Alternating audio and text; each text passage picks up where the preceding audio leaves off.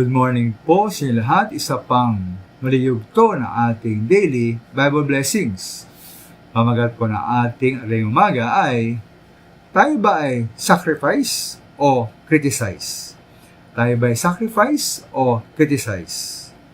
Halimbawa may isang panambahan at doon may matandang babae na hirap maglakad at hirap din magsalita ng malakas. Ngunit, sa kabila noon, nagsikap siyang maglakad, kahit mabagal, umakyat sa stage, kahit dahan-dahan.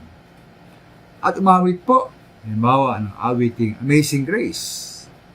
Nga lang medyo sintonado, no? Ngayon po, at may kita roon yung effort niya, pagsisikap na umawit. Ngayon po, ano po ating magiging reaksyon sa pag-awit na ito? Alam mo, isipin na siguro, sana hindi na siya kumanta, no? Naksya lamang oras, tapos sintonado pa. Dapat yung mga bata-bata na lang ang kumanta talagang maganda ang boses. O tayo ba mo tuwa na sa kabila ng kanyang katandaan at kahinaan, ay sinikap pa rin niya sa abot na kanyang makakaya na umawit para sa Panginoon. Para po sa akin ang Mark 14:3-9, yan po ay mga versikulong may dalawang uring sumasamba sa ating Diyos. Ang una po ay ang sacrifice, at ikalawa ay ang criticize. Ang sacrifice po ay ang babaeng nagdala ng isidlang alabastro na napakamahal na pabango. Ibinuhos niya ito sa ulo ng ating Panginoon Hesus kasi pinuri ng ating Panginoon. Sinabing mabuting baging ginawa niya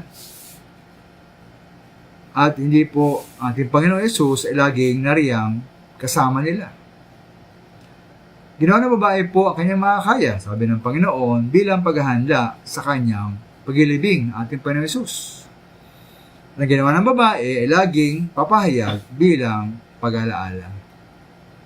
Samantalang po sa manda naman, may ilang naroon na nakita sa ginawa ng babae, ito po yung mga taong criticize. Sa na purihin nila at hangaan ng babae, siya po yung kanilang pinun at binatikos. Kasi sinabing pag-aksaya lamang ang kanyang ginawa. Dapat ka maminamahal, no? Meron bang may ibigay sa Panginoon ng mga Panginoon? May ibigay sa hari ng mga hari? Ating Panginoon Hesus na masabing pag-aksaya lamang? Pag-aksaya ba ang sumamba at mag-alay na ating pinakamuhusay para sa ating Diyos? Tingnan naman, sino po kaya tayo sa panambahan? Tayo ba ang sacrifice? O tayo po ang criticize? Maraming salamat po.